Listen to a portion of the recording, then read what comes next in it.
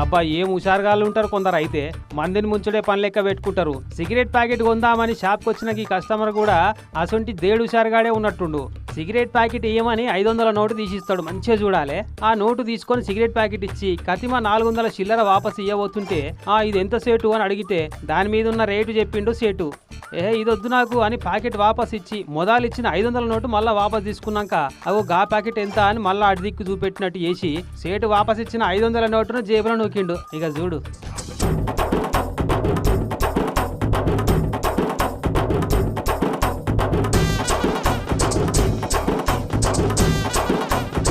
కథం సేటు తీసిచ్చిన ప్యాకెట్ తీసుకోకుండా మళ్ళా మొదలు ఇచ్చిన ప్యాకెటే తీసుకొని చిల్లర ఇయ్యవు అని అడిగితే మర్చిపోయి పుస 100 నోట్లు తీసి మళ్ళా లెక్క పెట్టి మీదికెళ్ళి చిల్లర చిక్క ఇయ్యబోతే ఆ చిల్లరతోని ఇంకేదో కొని అవతల పడ్డాడు మంచిగా.